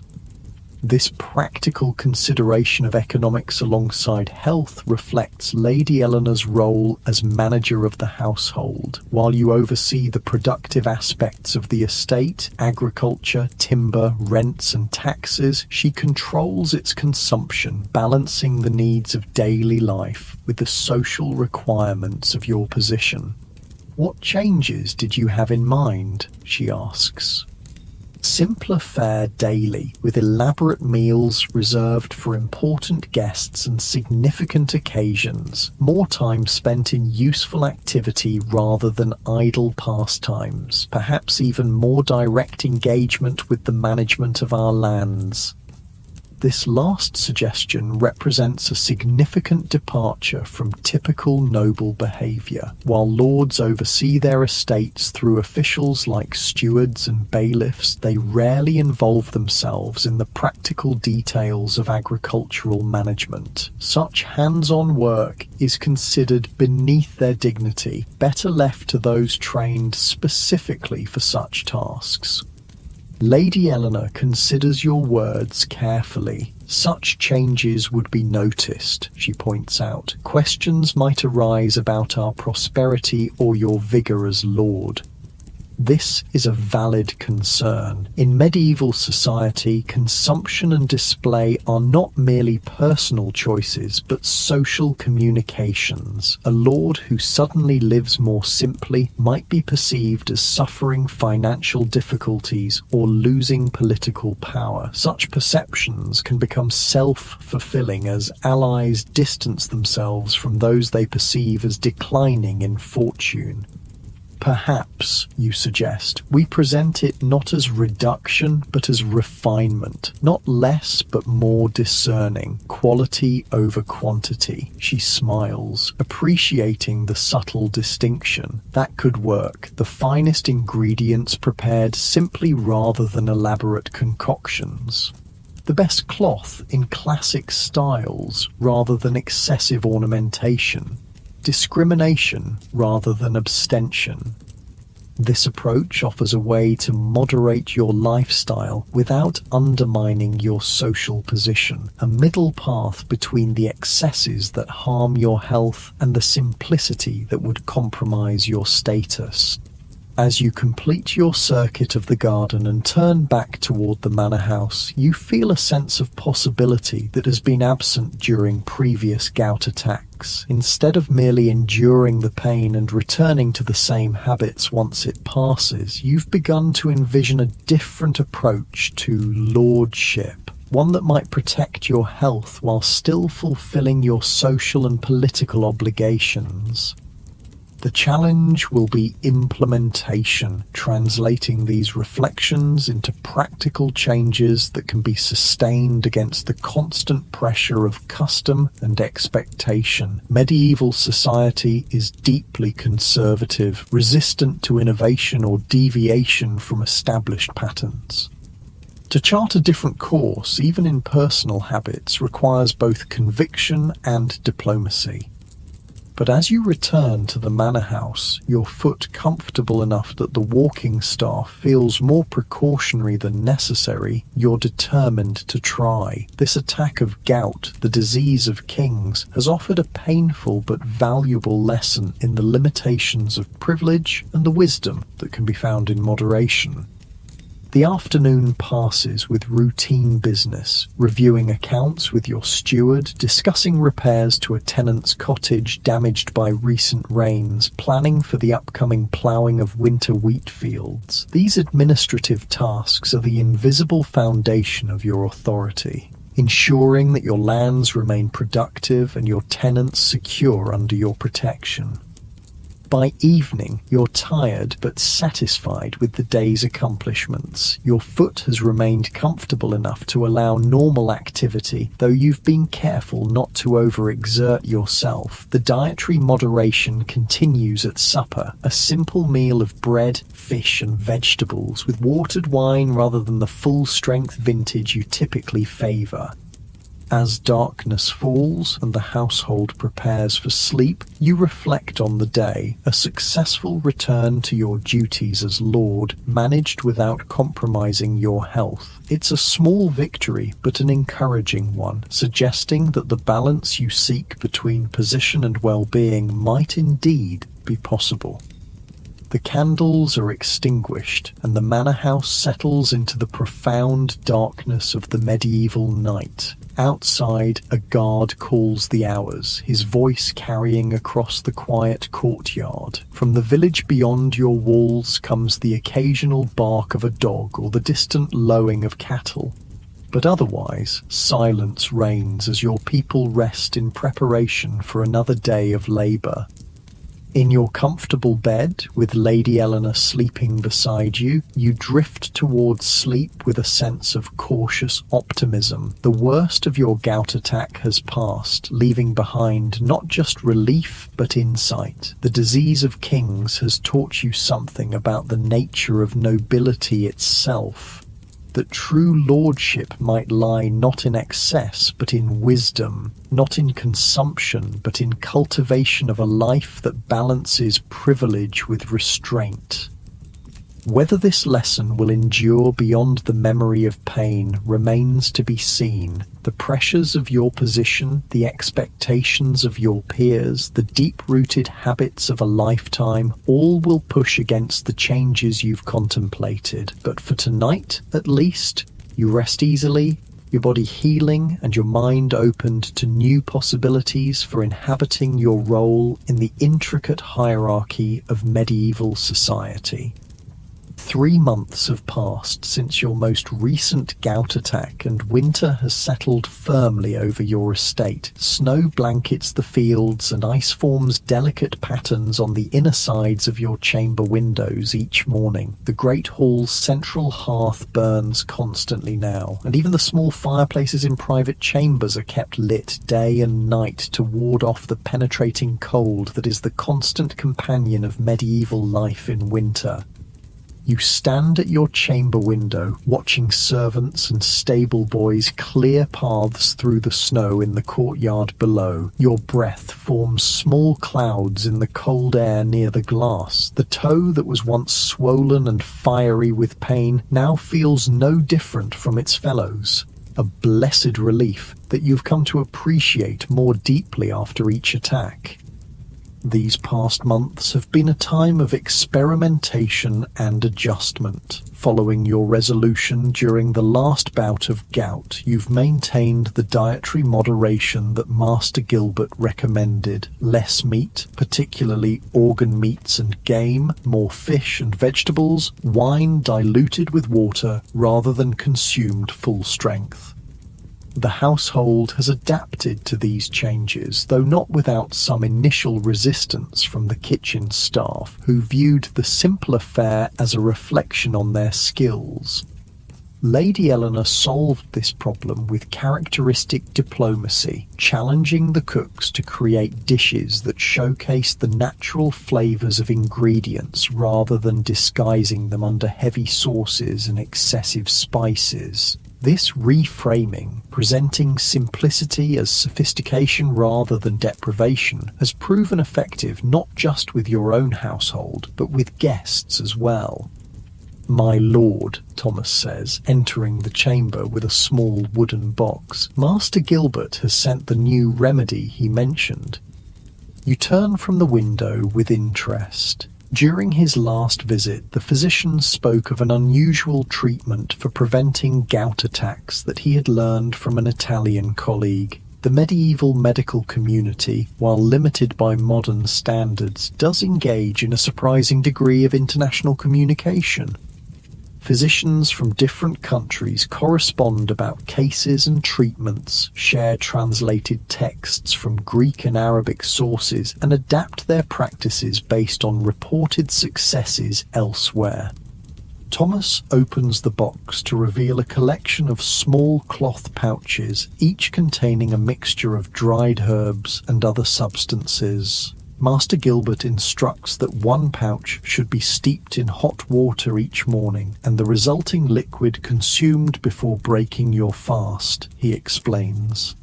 You examine one of the pouches, untying it to inspect the contents. A blend of various herbs, some recognizable, willow bark, meadowsweet, celery seeds, and others unfamiliar, along with what appears to be a small amount of crushed gemstone. This inclusion of gemstone material reflects the medieval belief that certain precious and semi-precious stones possess medicinal properties. Sapphires are thought to cool the body and reduce inflammation, while rubies are believed to warm the blood and strengthen the heart. Whether these substances actually provide any benefit is questionable by modern standards, but their inclusion in remedies for nobility serves both medical and social purposes, demonstrating the physician's commitment to providing the finest treatment while acknowledging the patient's elevated status. I'll begin tomorrow, you decide, retying the pouch and placing it back in the box. Tell Master Gilbert I appreciate his continued attention to my health. Thomas bows and withdraws, leaving you to return to your contemplation of the winter landscape. The physical changes you've implemented, diet, exercise, remedies, are only part of the transformation prompted by your recurring battles with gout. More significant are the shifts in how you view your role as Lord and your relationship with those under your authority. Since that autumn attack, you've taken a more direct interest in the management of your estate. Rather than relying entirely on reports from your steward and bailiff, you now regularly inspect fields, barns, and workshops personally, walking your lands when weather permits and speaking directly with tenants about their work and challenges. This more hands-on approach is unusual among the nobility. Most lords prefer to maintain distance from the practical aspects of estate management, viewing such direct involvement as beneath their dignity. But you found unexpected benefits in this closer engagement: better information about the actual conditions of your lands, improved relationships with tenants who appreciate your personal interest, and not least the physical activity that Master Gilbert insists helps prevent gout attacks. The winter season has temporarily limited these outdoor activities, but it has provided other opportunities for implementing changes. The long evenings have allowed for more reading, not just religious texts and estate accounts, but also some of the classical works that have survived from ancient times.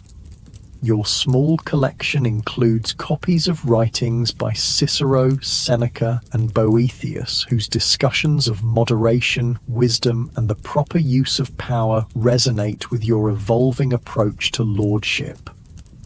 Lady Eleanor has noticed these changes with approval. Last evening, as you sat together in the solar after the children had been sent to bed, she commented on the difference in your demeanour.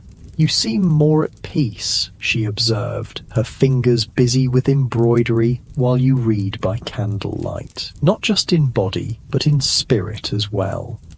Her perception is accurate. The painful experience of gout has led to a kind of wisdom that might not have come through easier paths. The disease of kings has taught you something about the nature of power itself, that true authority lies not in excess, but in balance. Not in consumption, but in careful stewardship of resources, both personal and communal. These reflections are interrupted by a knock at your chamber door. The steward enters, his face concerned. My lord, riders have just arrived from the village of Oakley, he reports, referring to the most distant settlement on your lands, some 5 miles from the manor house. There's been a fire, 3 cottages burned in the night. This is serious news. Winter fires are a constant danger in medieval villages where thatched roofs, open hearths, and the desperate need for warmth create conditions ripe for disaster. And winter is the worst possible time for families to lose their homes, with few options for rebuilding until spring. Were there casualties, you ask, already moving to collect your heavy cloak and boots? One elderly man died in his sleep from the smoke. 2 others suffered burns but will recover. The villagers managed to contain the fire before it spread further. You nod grimly. The death is tragic but not unexpected. Fire claims many lives each winter across medieval Europe. Your immediate concern must be for the survivors and their needs. Have the kitchens prepare food supplies for the affected families, you instruct, and have the bailiff assess what building materials can be spared from our stores. I'll ride to Oakley myself to survey the damage. The steward looks surprised at this last statement. The roads are treacherous with snow, my lord. Perhaps the bailiff could go in your stead. In the past, you might have agreed. A lord's personal appearance at such a local disaster, while appreciated, is not strictly necessary. Your authority can be exercised through officials who represent you, but your thinking has evolved over these past months. I will go, you state firmly. Those are my people, and they should see that their lord responds to their distress in person. Have my horse prepared and select 4 men to accompany me. As the steward departs to carry out these instructions, you finish dressing for winter travel. Layers of woolen clothing beneath a heavy cloak lined with fur, thick gloves and sturdy boots. Physical comfort is one privilege of your rank that you have no intention of abandoning, especially when facing the bitter cold of a January journey. Lady Eleanor finds you as you're about to depart, her face concerned but supportive. Be careful on the roads, she cautions, and take care that your feet don't become too cold. Master Gilbert warns that extreme cold can trigger gout as readily as rich food. Her concern touches you. In many noble marriages, arranged for political and economic advantage rather than affection, such personal care is not guaranteed. You and Eleanor have been fortunate. Your union, while initially planned by your families for the usual practical reasons, has developed into a partnership of genuine respect and affection. I'll be cautious, you promise, and I should return before nightfall. The journey to Oakley is indeed challenging. The roads, little more than dirt tracks in good weather, are now snow-covered and slippery. Your horse moves carefully, breath steaming in the cold air. The men accompanying you, 2 household guards and 2 servants, remain vigilant for the multiple hazards of winter travel, from hidden ice to the rare but real possibility of wolves driven by hunger to approach human settlements. The medieval landscape through which you travel appears deceptively peaceful under its blanket of snow. Fields lie dormant, waiting for spring planting. The forests that provide timber, game, and foraging for your estate stand silent, their bare branches etched against the grey sky. Occasional wood smoke rising from cottages or charcoal burners' camps provides the only sign of human activity. This apparent tranquility masks the constant struggle for survival that defines winter in medieval Europe. For the peasants on your lands, these months are the most precarious. Stored food dwindles, illness spreads in close quarters, and the cold itself becomes an enemy to be fought with insufficient weapons. Unlike you, they cannot afford multiple layers of fine wool and fur-lined cloaks. Their cottages lack the fireplaces and chimneys that make your manor bearable in winter. Their diets, already simple in plentiful seasons, become increasingly sparse as stored provisions diminish. Your gout, painful as it is, seems a minor burden when compared to their winter hardships, yet there is a connection between your condition and theirs. Both reflect the realities of medieval life, the constraints that even wealth and power cannot fully overcome.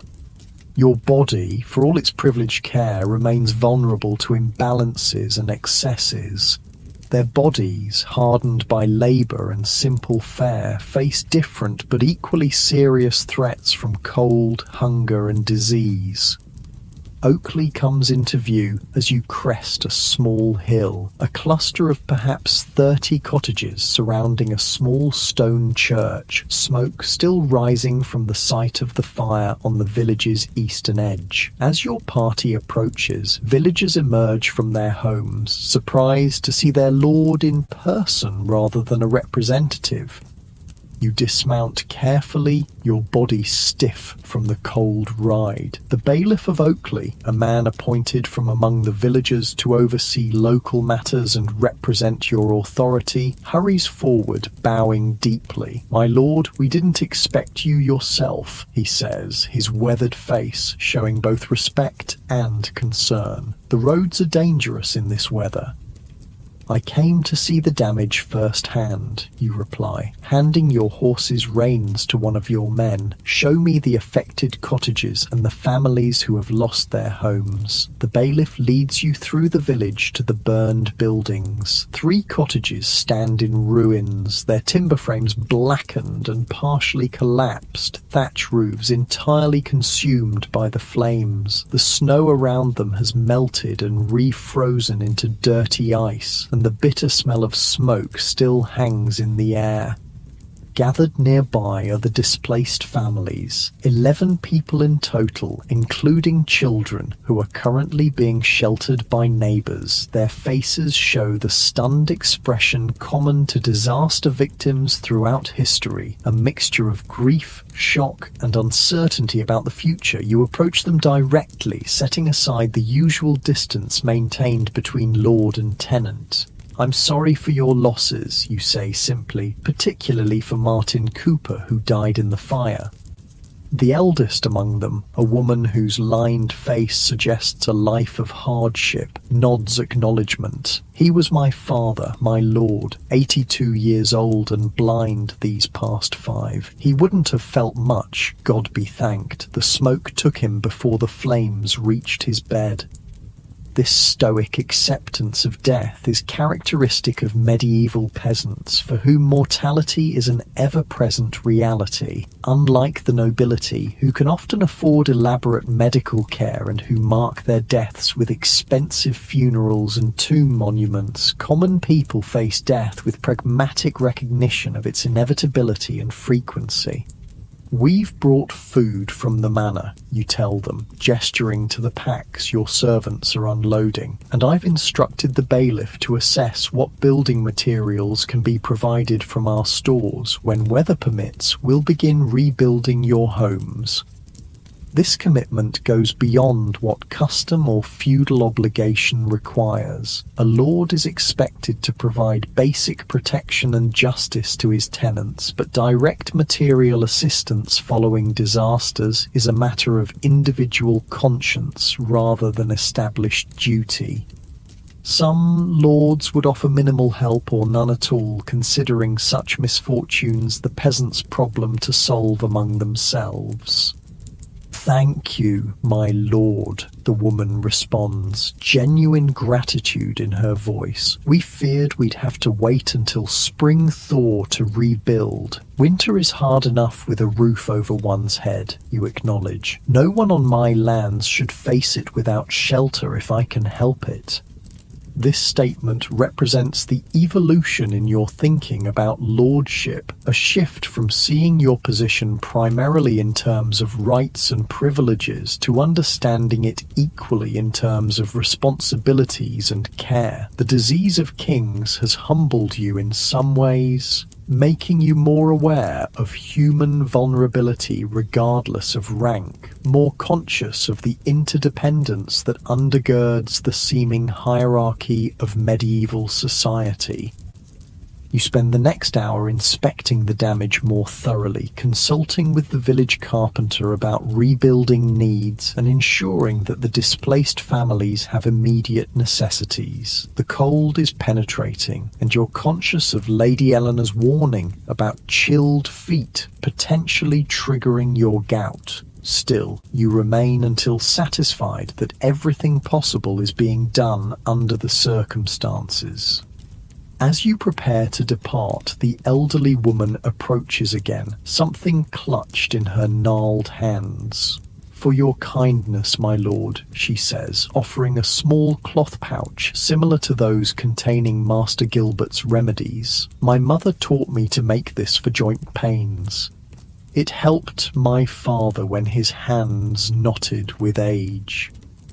You accept the humble gift with genuine appreciation, recognizing it as a significant gesture from someone who has little to give. "What does it contain?" you ask. "Nettles gathered in spring, dried and crushed," she explains. "Willow bark too, and a bit of meadowsweet. Steep it in hot water and drink it when the pain comes." The ingredients are remarkably similar to some of Master Gilbert's prescriptions, though lacking the exotic additions and theoretical framework that characterize formal medieval medicine. This folk remedy, passed through generations of practical experience rather than academic study, represents another kind of medical knowledge, one based on observation and tradition rather than ancient texts and university learning.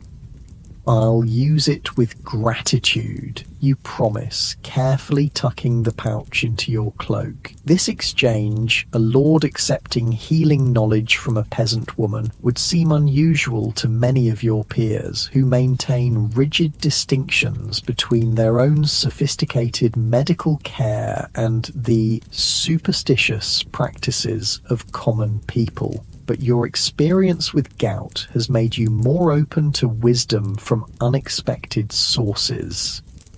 The return journey to your manor passes without incident, though darkness is falling as you arrive. Lady Eleanor greets you with relief, having worried about winter travel hazards. Over a simple but warming supper, you describe the situation in Oakley and the assistance you've promised.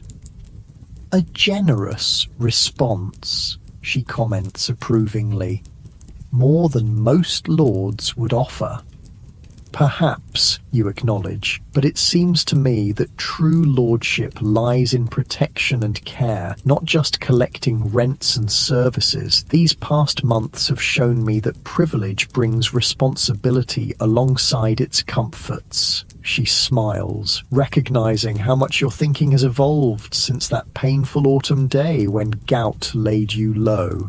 "The disease of kings has taught you something about being a better lord, it seems." "Indeed," you agree, raising your cup of watered wine in a small salute. "Pain can be an effective teacher when we're willing to learn its lessons."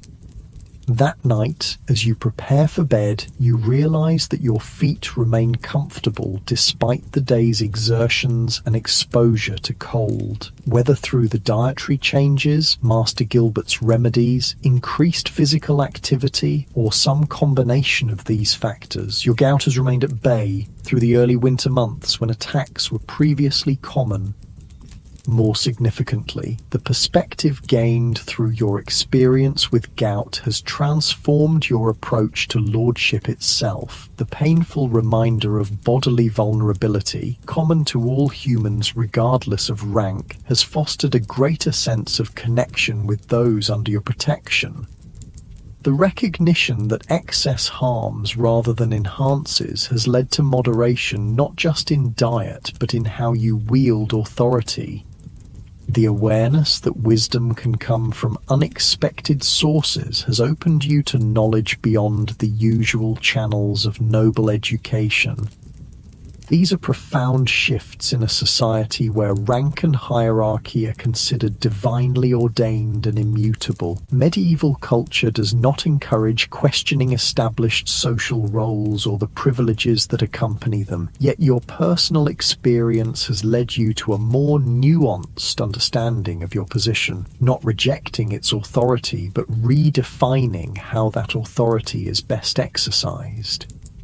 As sleep approaches, you reflect that perhaps this is the hidden gift within the disease of kings, not just the physical reminder of human limitations, but the opportunity to develop a wiser approach to power itself. Gout, for all its painful manifestations, has offered a lesson in balance that extends far beyond diet and physical habits.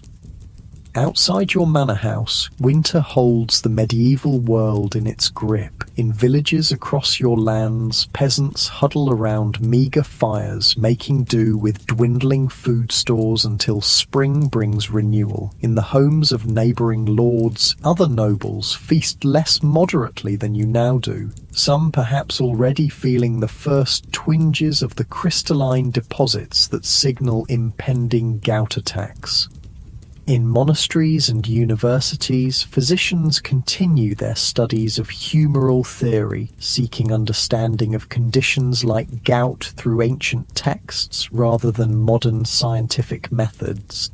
This is the world you inhabit, a time of rigid social distinctions, yet profound human commonalities, of limited medical knowledge, yet careful observation of patterns and effects, of hierarchical authority, yet mutual dependence between ranks. Your gout, the disease of kings, has given you a unique window into these paradoxes, allowing you to see beyond the superficial differences to the shared vulnerabilities and needs that unite all people in the medieval world. As you drift towards sleep, warm beneath layers of blankets while winter winds howl outside your manor walls, you silently acknowledge this unexpected wisdom. The pain of gout, intense, debilitating, humbling, has revealed truths about your society and your place within it that might have remained hidden in its absence. For this painful enlightenment you are, somewhat ironically, grateful. The disease of kings has made you, in subtle but meaningful ways, a better lord, and in a world where lordship is not just a privilege but a responsibility for the lives and well-being of many, this personal growth extends its benefits far beyond your own comfort. The peasants of Oakley, with promised materials for rebuilding their homes despite winter's challenges, are just the first to experience the practical effects of your transformed understanding. Perhaps this is how societies evolve, not through grand revolutions or dramatic upheavals, but through individual revelations that gradually reshape how power is understood and exercised. Your gout, painful as it is, may be contributing in its small way to such evolution, creating ripples of change that extend outward from your personal experience to affect all those within your sphere of influence. This thought brings a sense of purpose to your suffering, a meaning beyond the mere physical discomfort that periodically disrupts your life. The disease of kings becomes not just an affliction to be endured, but a teacher whose lessons might, in time, benefit king and commoner alike. With this comforting reflection, you surrender to sleep, your body at ease and your mind at peace despite the winter cold that grips your medieval world. Outside, stars shine in the clear night sky, the same stars that have witnessed countless generations navigating the challenges of their times, finding wisdom sometimes in unlikely places, even in the painful swelling of a noble's toe. The crystalline deposits that cause your suffering contain, paradoxically, a kind of clarity, a window into truths about power, privilege, and human connection that might otherwise remain obscured by the trappings of rank and status. In this way, the worst thing about being rich in medieval times, the painful affliction of gout, transforms into an unexpected gift, the opportunity to become a wiser steward of the wealth and authority that define your place in the intricate tapestry of medieval society.